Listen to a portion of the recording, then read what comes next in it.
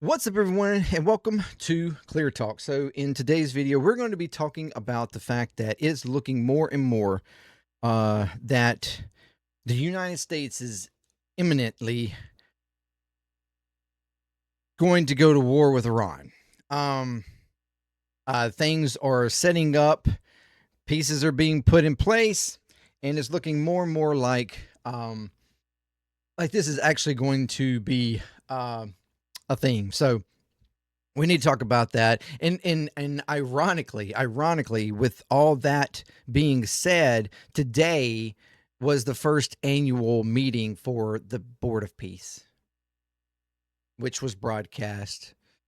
Trump and all these people talking about the future of Gaza and all this, and how they're just wanting, all of these people coming together to create this board, to bring peace to the world and collaborate everybody in unity and all this, this techno state, police state that they are going to put in place in Gaza. It is mind boggling, especially since some of the members of this board of peace are from countries that have been known for war crimes or domestic humanitarian issues or whatever, and of course Trump at the helm of it indefinitely. We've talked about. So it's very ironic that with that going on, pieces are being put into place to go to war with Iran. So we're going to talk about it. Thank you very much for joining me here. If you are new to ClearTalk, welcome. If you want to check out more videos from the channel, please do so. Consider subscribing, like, share, comment, all that good stuff to get more videos in front of more people.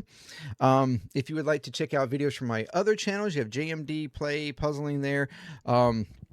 If you like what you see there, consider subscribing to those as well to help grow those channels. Patreon there right at my head.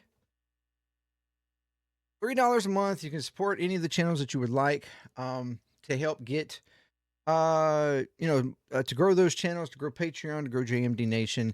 Any contribution if you give or support you give is very much appreciated. And I thank you very, very, very much to help keep us going, help keep this JMD Nation growing, keep all these channels growing, to have more conversation and to enjoy, each other in our opinions. To try to, make the world a better place, to have more fun, enjoy music if it's JMD, enjoy video games if it's play, enjoy some little, obscure jigsaw puzzles if it's puzzling. I mean, any of them. I want to bring, I love enjoying bringing content and fun, having fun where it's needed, but also being serious and having serious conversation where needed. So thank you very much for any support you give in helping to keep this going, because that would be very much appreciated. So because none of these channels are monetized. I can't monetize any of them, for one, either because I don't have enough subscribers or the content doesn't pass the the muster for being monetized. So I'm not making any money. I've been doing this for months. I'm not making any money. Years, in fact, and I'm not making, so I only any kind of income I get to help keep this going, help keep me, going, to be able to do this live would have to come from you. So thank you very much if you do support and decide to support any kind of way. All right, so enough of that out of the way. I done taken up too much time with that. I don't normally go on a spiel about that, but here we are. All right, we're going to swap over here. I have this from Axios. Axios reporting. This is a couple of days ago on the 18th. What's the day? 19th. So yesterday. My bad. Wasn't a couple of days. Yesterday. Trump moves closer to a major war with Iran. The Trump administration is closer to a war. Hey, boost this up a little bit. Yeah. All right. Trump administration is closer to a major war in the Middle East than most Americans realize. it could begin very soon. Why does it matter? The U.S. military operation in Iran would likely be a massive, weeks-long campaign that would look more like full-fledged war than last month's pinpoint operation in Venezuela. The sources noted it would likely be a joint U.S.-Israeli campaign that's much broader in scope and more existential,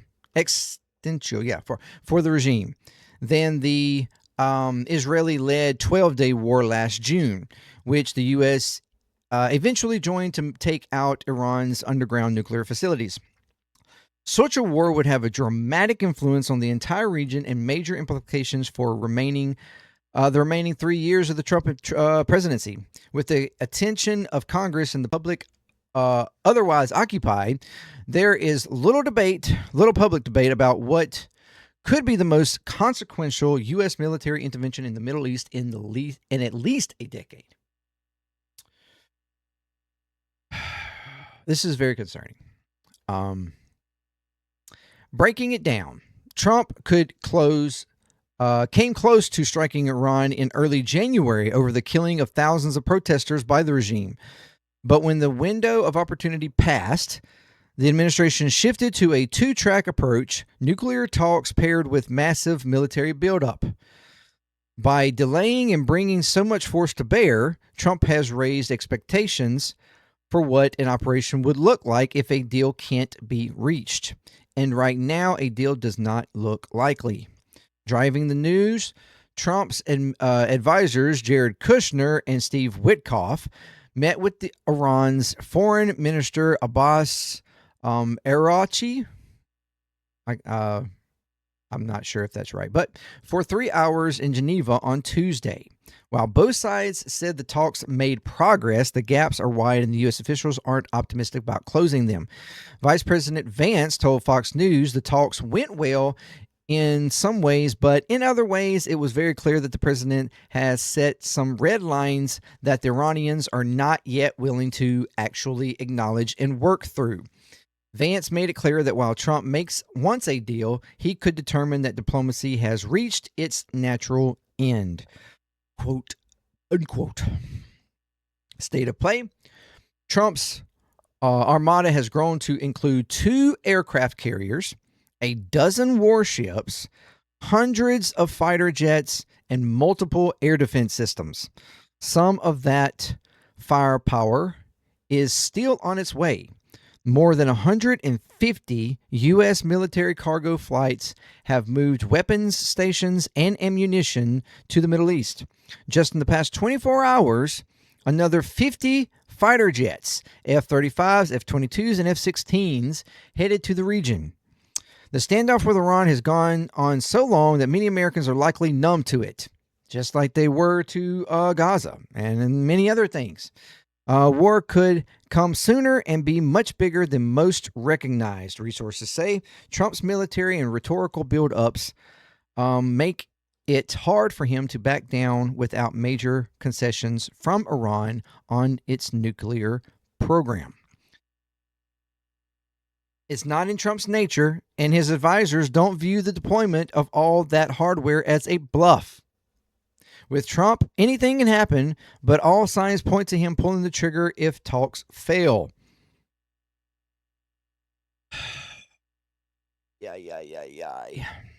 Understand this is coming from sources that are close to this. The timeline, the Israeli government is exactly what Israel wants to. And we're going to do, I'm pretty sure, whatever the fuck Israel wants. The Israeli government, which is pushing for a maximalist scenario, targeting regime change as well as Iran's nuclear and missile programs, is preparing for a scenario of war within days, according to 2 Israeli officials. Some U.S. sources tell Axios that the U.S. might need more time. Lindsey Graham said strikes could still be weeks away, but others say the timeline could be shorter. The boss is getting fed up. Some people around him warn him against going to war with Iran, but I think there's 90% chance. We see kinetic action in the next few weeks, one Trump advisor said, which was probably fucking Graham. That sounds like some bullshit he would say. U.S. officials said after Tuesday's talks that Iran needs to come back with a detailed proposal in 2 weeks. Last June 19th, the White House set a 2-week window for Trump to decide between further talks or strikes. 3 days later, he launched Operation Midnight Hammer. And that's the reason why people think that something's going to happen probably within 3 days. And that was from yesterday, so this weekend. There's no evidence a diplomatic breakthrough with Iran is on the horizon, but there's more and more evidence that a war is imminent.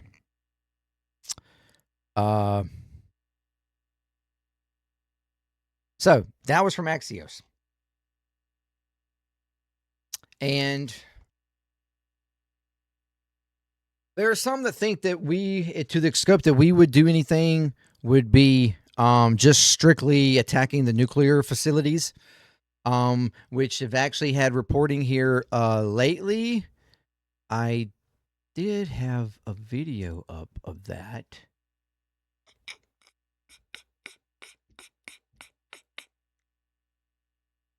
Nope. Yeah, here. This is from CNN. That there are preparations already by Iran or they have already prepared for strikes on the nuclear facilities, where they basically have reconstructed or like put in structural, enhancements to those nuclear sites to try to withhold a strike, basically, to try to protect the nuclear sites as much as they can. They've reinforced them. That's the word I'm looking for. Reinforced them. And that's really the extent that most people are saying. They think, like professionals or whatever analysts are thinking, that the United States would do. That full-on regime change that Israel wants would be like a whole different ballpark. Like that would be the amount of like intelligence and on the ground kind of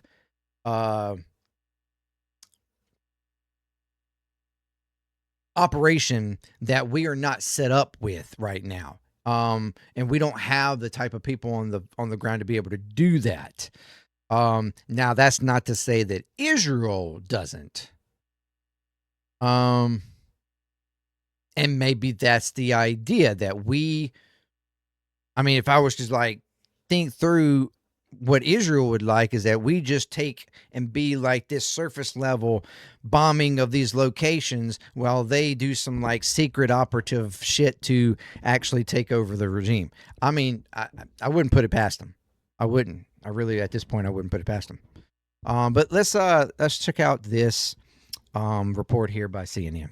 Prepared to strike Iran as early as this weekend, sources are telling CNN. But President Trump, who has privately argued for and against strikes, has yet to make a final decision on what to do.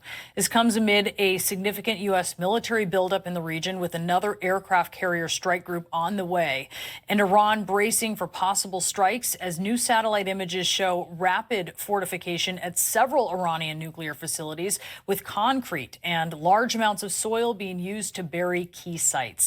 Out front now, Seth Jones, former advisor. This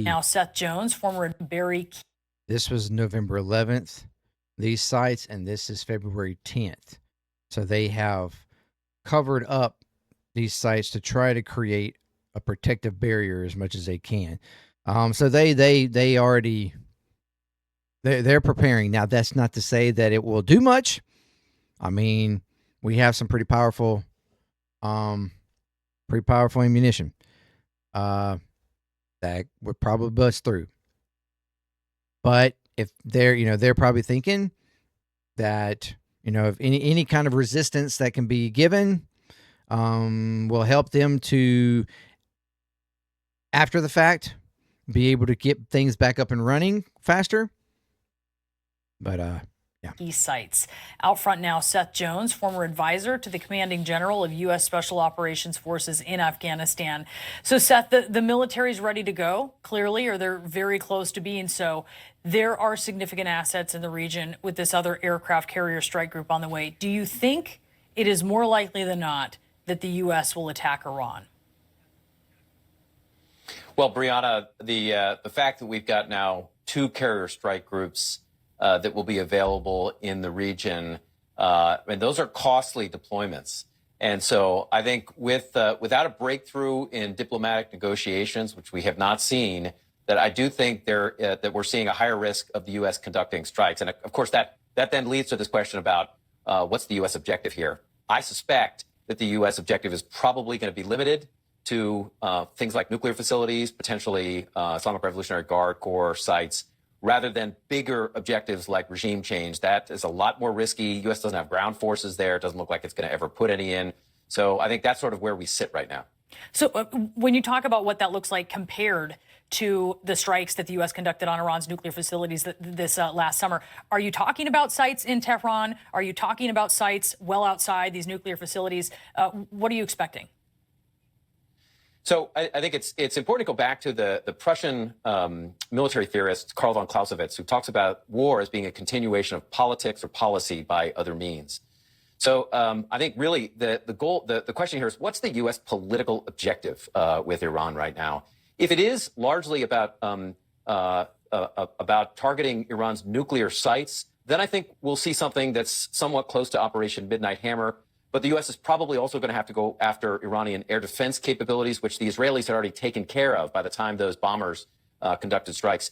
If the U.S. wants to go after Iran's missile capabilities or partner forces, or even start targeting some of the forces that are cracking down on protesters, then you're going to see a bigger target set list. And so, again, this all comes back to the administration's political objectives here. You mentioned regime change in your... Which is very interesting because, I mean, for one, it can't just be nuclear. It can't just be the nuclear sites, right? Because I mean, the Trump administration has been talking this whole time, you know, since the first strikes that, oh, we eradicated the nuclear sites. They'll never be able to, you know, it'll take years for them to redo those and blah, blah, blah, and blah, blah. Even though we know that they were already within, you know, a month or so already getting this operations back up and going. So apparently our strikes were not as impactful as we thought they were. They made it out to be. But I mean, but it would be telling. It would be telling if that was all that we did was just strike those 3 sites again and that was it would be too revealing that, oh, well, this administration was just full of shit the first time. We didn't actually do anything, or we didn't do as they were claiming that we did, and we'd have to do it again. You know, and that's all that we were doing. So I feel that if we are going to do strikes, it's certainly going to be more than just the nuclear sites. It would be full on, probably because of the rhetoric from Trump and the regime about wanting, about, you know, the attacks on protesters and stuff, which is, there's plenty of argument to have for that, and that they would actually pinpoint something like the Revolutionary Guard and other forces of the state, and or even potentially state buildings and stuff, military installations, or stuff like that. Now, if we are to go into like start attacking infrastructural stuff, that's a whole different level, and, you know, technically against international law for war.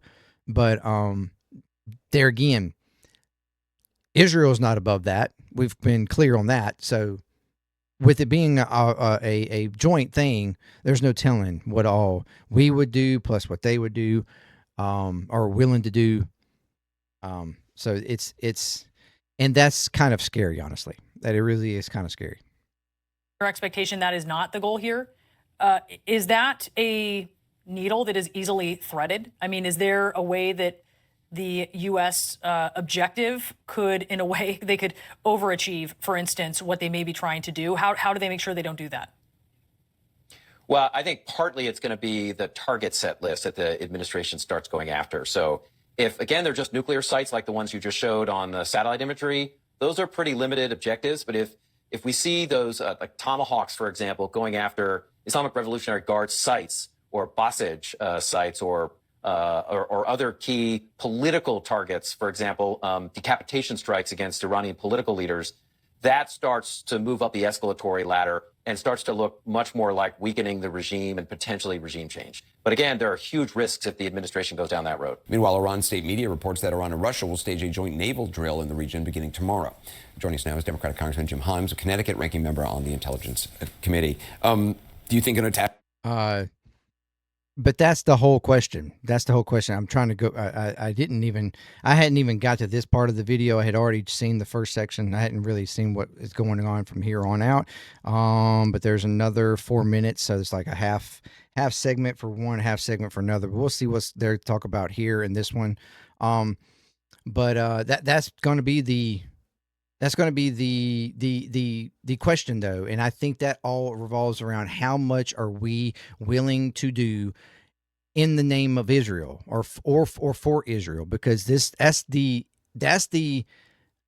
aggression that Israel has. That's what they want, is a complete regime change. That's what they've been wanting for years, to as a regime change in Iran, and that's what even some of our own senators and people in our government have wanted. There are individuals that have been pushing for regime change, have been pushing for war with Iran for years. Graham being one of them. They are gun happy. They are gung ho on attacking and destroying Iran and eliminating, the Ayatollah that has been in place since we allowed them to be put into place. Funny enough, I mean, we created a problem. We created an issue decades ago that allowed for these people to be put into power because it benefited us at the time, then to turn around years later and find a reason to attack them to get them back out of power. And this is something that we have done on repeat in multiple places, and it just boggles my mind how people do not see the type of foreign operations that we have done over the past decades, in the past 50 years, really, that have completely uprooted and ruined countries, just for us to turn around and do more operations to quote unquote fix those countries. And we create a problem to solve a problem, and that's what we constantly do. That's what we constantly do, and we do it in the name of either resources for ourselves, or we do it in the name of countries like Israel that are just gung ho on eliminating everybody around them so that they can go on their imperial greater Israel campaign and whatever. Like it is and then people will continue to back and just turn their blinders on to what we doing and continue to defend our actions. It is just amazing to me. All right, let's continue to see what this segment. Like I said, I have not seen this segment. I'm not sure exactly what to talk about. Let's see what they say. Is imminent. What are your thoughts on it? Yeah, look, I think the president has now conducted a military attack on Caracas, which went flawlessly, and he's conducted a military attack on the tunnels, the nuclear infrastructure in Iran. That also went flawlessly. So right now the president believes that he can... If it went flawlessly, why would we need to target them again? Come on. That's just bullshit. Do this stuff without much risk, which is, by the way, a very dangerous frame of mind because there's a lot of risk involved. I think that both the United States and the Israelis are aware of the fact that the Iranians are doing carefully what they can to sort of restore what was damaged in the initial attacks. And so, yeah, They are doing that. They're doing what they can to restore it. yeah. Look, they're clearing tunnels. They're restoring electricity. They're doing stuff in tunnels that we can't see. So, I mean, I think they're probably doing everything they can to try to rebuild what was destroyed a number of months ago. So when you say imminent, is it this week? I don't know. Remember, the president will be satisfied with something that is cinematic, that makes a big boom and destroys and breaks a lot of stuff. That's what happened in Caracas. He doesn't care so much about the longer questions of regime change, which are much more challenging. Right, so which raises the question, what would be the objective of a U.S. action against Iran? I mean, if it's not regime change. Well, remember, this is President Trump, so his objective would be to do something which thrills people cinematically, right? I mean, this is what the president does, right? He appoints people to his cabinet who look good, who play the part. So, you know, he will be very satisfied with a lot of explosions and a lot of broken stuff in Iran. That doesn't lead to regime change. And in fact, you know, I have a lot of Iranian diaspora folks in my district, and they say, you know, we really hope, especially since Donald Trump told the protesters that we would be there, that he is there. The question is, what does it mean to be there? Regime change can't happen just from the air. I mean, you might get lucky, right? You might break enough stuff that the regime collapses. The probability of that is pretty low, though. So when you start talking about regime change, you start looking at Iraq, you start looking at Afghanistan, where we actually had a lot of troops on the ground. And that's a place where the president has never gone. I mean, he was telling protesters to take over government facilities to get the names of people who were attacking them, that help was on the way. Yeah, exactly. And I mean, when that happened, it sort of broke my heart, right? Because if you're going to say that, and we did this in Iraq, right? When a U.S. president sort of said, you know, rebel to the Shiites under Saddam Hussein, and they did, and they got brutally murdered, and we did not show up for them. And there's a long and ugly history of this. So, you know, again, presumably the president, when he said that, he didn't appreciate the fact that they believed that we would be there in force, not just dropping bombs on battleships, because we can do that really easily without a lot of risk. But anyway, when the president said that, it really worried me, because a lot of people could wind up dead. In terms of an operation over in the skies over Iran, I mean, But Trump Israel, the U.S. says shit all the had time. pretty much, by the time the U.S. struck, they had freedom of movement in the skies over Iran. Is that still the situation? No, it's not. As you might imagine, in a matter of months, the Iranians have worked pretty hard to rebuild their air defenses. So every day that goes by, and this is why your question about is an attack imminent, is, you know, the clock is ticking, right? Every day that goes by, the Iranians improve their air defenses. And make a raid that much more dangerous. And again, the president has gotten lucky, right? He's done these military actions without significant casualties on the U.S. side. So, yeah, there's a clock ticking here. And even if Donald Trump doesn't appreciate all of this sort of, you know, chessboard stuff, the Israelis sure do. Yeah, Congressman Jim Hyams, it's always good to talk to you. Well, Thank you. clearly he is perfectly okay with war. He actually, you know, it seems to be pretty like infatuated by American military force and power. So that's quite a bit telling.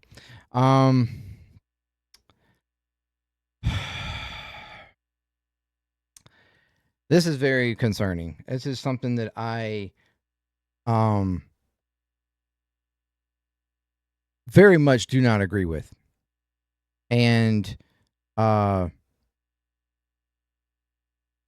because, for me, I don't agree with intervention with people, with other countries.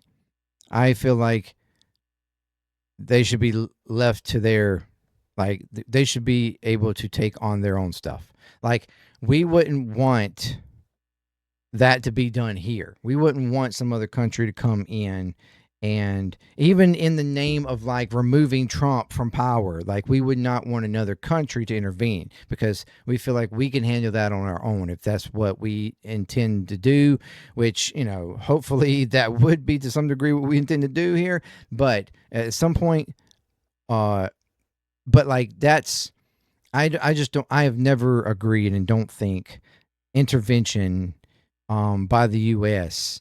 militarily is ever the answer. And I think you can do things diplomatically. Diplomatically, you can do operations where you try to build up a resistance within the population, if that's the case, and to help and assist them to do what they want.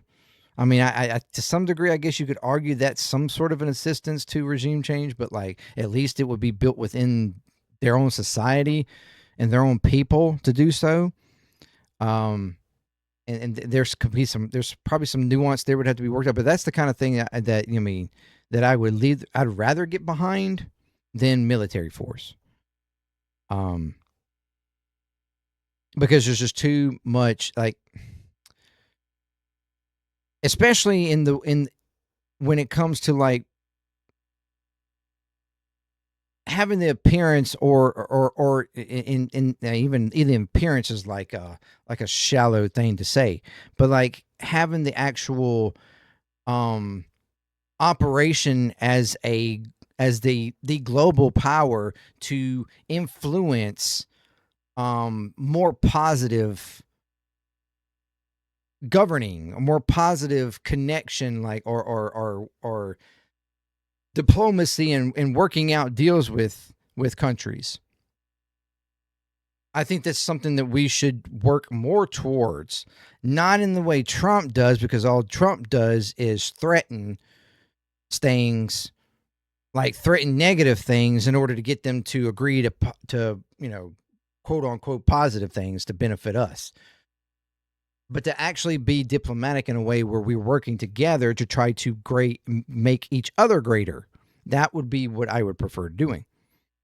So yeah, it is coming more and clear with the operations, the places, people that we were putting in place, that, and the fact that these talks are more or less not really going anywhere, because the government, Iran's government, is not going to agree to what our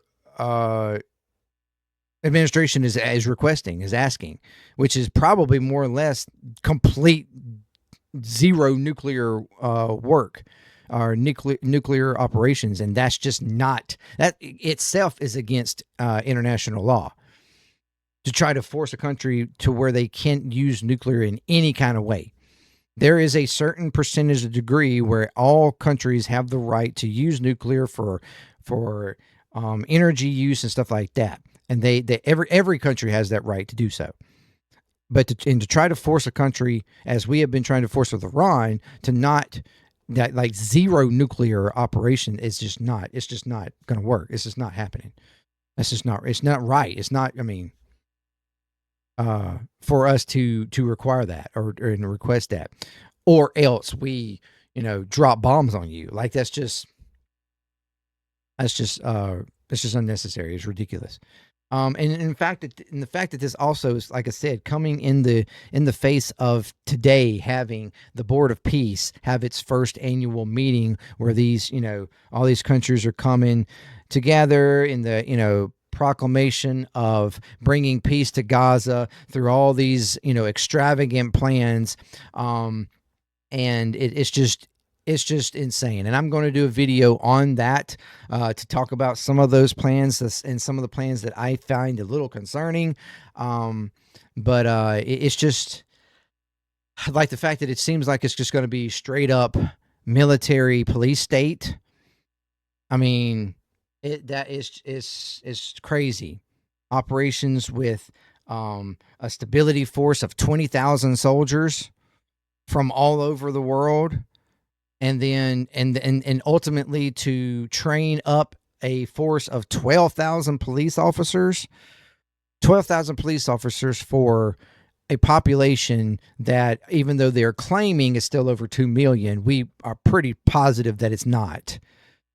And that in itself is an excessive police force for that many people. So that to me is wild. And under all the technological security that's going to be put in place, military installations and stuff that we are having implemented. I mean, it's and the economical system that's going to be put into place as well. Residential areas that mimic more of concentration camps than it does, actual like living, at least in parts of the strip. That it is not very for it to be stated as being some sort of a net positive in future for all Palestinians, to in even in their claim within 10 years Gaza having complete independence, which I find very unlikely. And what that quote unquote independence would actually look like, who would actually be in control of it, is another question as well. But yeah, so this is just something that we got to pay attention and keep an eye on, and because I mean, the Venezuela was enough. Venezuela was over the board. Shouldn't have happened, and I'm for all of you that MAGA supporters and Trump supporters that are like America first and no war. Which and Trump acting like he's the king of peace, but yet he keeps threatening all these places, allies of ours, everything that we've talked about over and over again, and trying to go to war with Venezuela, trying to go to war with Cuba, trying to go to war with Iran, trying to go to war with Somalia, Nigeria, trying to go. I mean, all these places, trying to take land and in Greenland, trying to do like all these things that he over and over and over claims and makes threats on. And yet, even the other thing that he did today, once again, was talk about the fucking Nobel Peace Prize. This motherfucker, and then and after talking about it, because he got like a note or whatever from Norway, and when he first opened it, he thought, they've finally decided to give me the Nobel Peace Prize. But then he realized it was just Norway, like.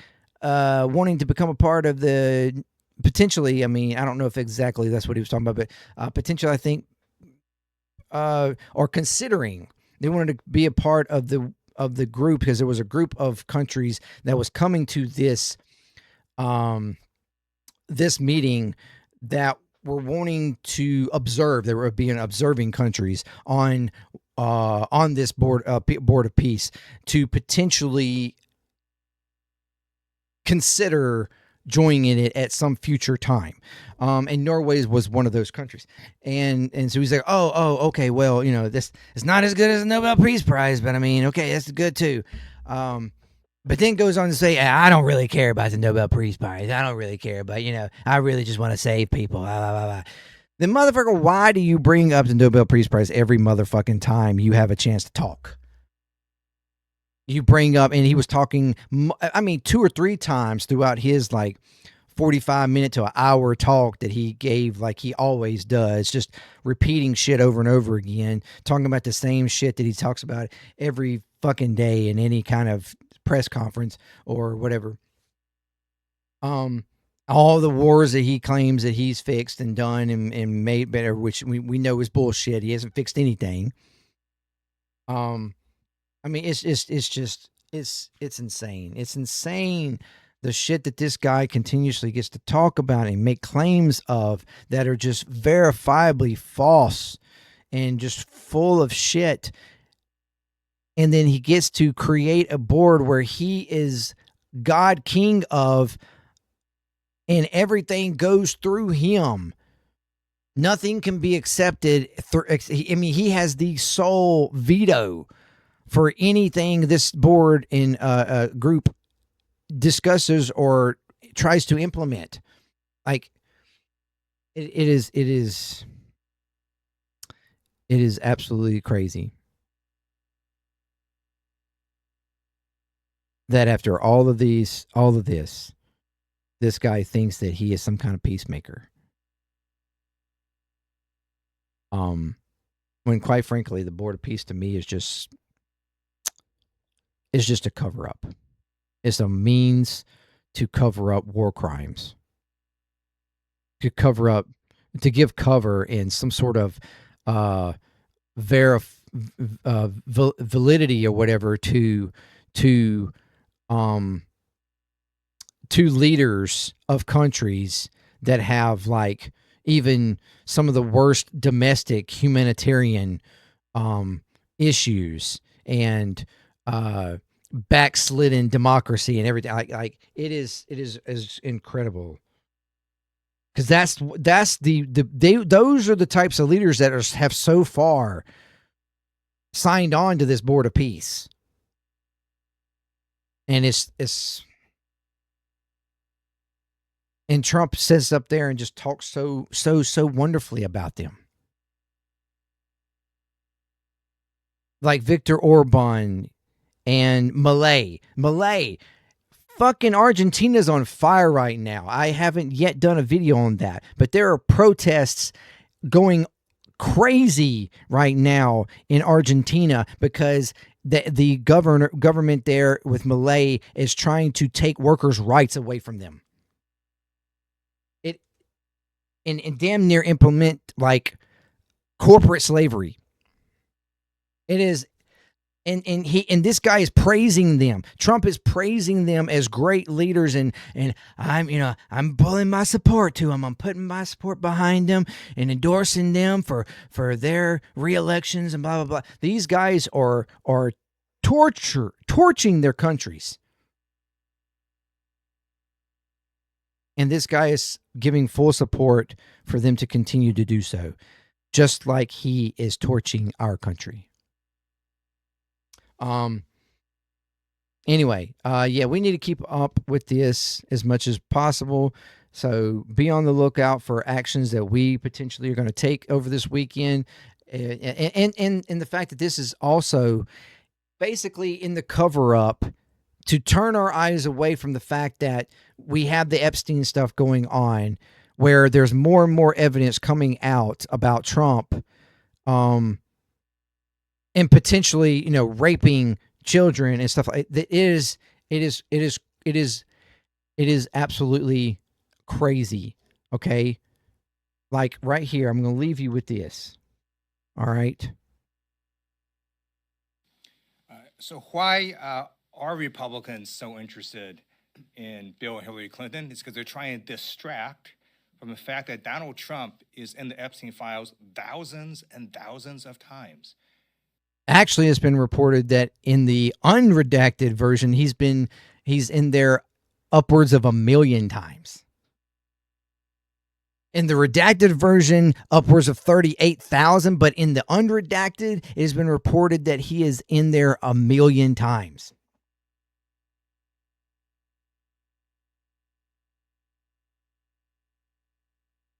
There's nothing to see here. There's nothing to see here. I don't know why we keep talking about the Epstein files. There's nothing. I've been completely exonerated. There's nothing in there about me. I'm perfect. I'm everything good. There's nothing wrong. There's nothing wrong. Don't look. Don't look. Look away. Look away. I'm not in there. I'm not in there. I'm only in there 1 million times, but I'm not in there. Fucking swear. In those files, there's highly disturbing allegations of Donald Trump raping children, of Donald Trump threatening to kill children. So I encourage your press to go look at these allegations. And I'm highly disturbed that Deputy Attorney General Todd Blanche just got the law wrong. Yesterday, he said, essentially, that it is not a crime to party with Jeffrey Epstein. Well, that's actually not correct. If Jeffrey Epstein was human trafficking minors for these sex parties, and you show up and patronize the establishment at that party, yes, you're guilty, because patronizing is part of the law, of the federal sex trafficking law. So Deputy General Todd Blanche just got that wrong, which maybe explains why they aren't investigating all these folks, including Donald Trump. He needs to read the law and investigate these people. He also needs to resign, not only for not knowing the law, but a massive, not only screw up, but the biggest privacy violation in history. They release a lot of pictures of minors unredacted, just violated the privacy of these girls. It is uncalled for what they did. The one thing that they could not do under this law was to invade the privacy of these women now, who were girls at the time, who were victims of sex trafficking. Also, he met with Ghislaine Maxwell, moved her to a minimum security prison, and then got a puppy for her. So for all those reasons, he just got to leave the Department of Justice. I mean, it is incredible when you've got this type of stuff going on, and because it has become such a big thing, all these reports and all these things that are coming out from all these different people and all these different associations within our administration. And I mean, and what is also telling is that individuals that have been named within these documents from like outside the U.S., we've seen over and over again people like resigning from positions and stepping down and all this kind of stuff all over the rest of the world where they have been associated in some kind of way and they have stepped down. But people in the United States, it's a complete different story. Instead, they are sitting here acting like there's nothing wrong with it. Absolutely nothing wrong with partying with Epstein or having some sort of communication, going to his island or anything. Like there's nothing wrong, and there's no reason to step down from positions or anything else. Like it's crazy. It's absolutely crazy that they think that they can just continue on with life as if nothing happened when all of these things are coming out and you are not taking any kind of responsibility for it, for your actions, when you are doing these types of things after the fact, after he has been indicted, after he has been convicted, and you're having these communications and stuff with him, in association with him. I'm sorry, but you're fucking guilty. You are a part of it. And it's mind-boggling that this kind of stuff's going on. So this administration goes, you know what? What can we do to get away from it? Iran. Let's bomb the fuck out of Iran. Let's bomb it. Boop. We got to do something. Stuff's going on. We got to do something. Don't look at this. Look over here. Point over here. Oh. Point over here. Oh, point over here. Nothing to see here, folks. There's nothing to see here. When it comes to this administration, you've got to look every fucking where. You have to look every fucking where because they are nonstop hitting every single avenue that they can to create chaos in every place, every section of government, every section of the country, every section of the international community that they can possibly do to put blame on other people, to escape from any responsibility of anything that they have done, to skirt laws and completely go against our Constitution. This administration, this fucking regime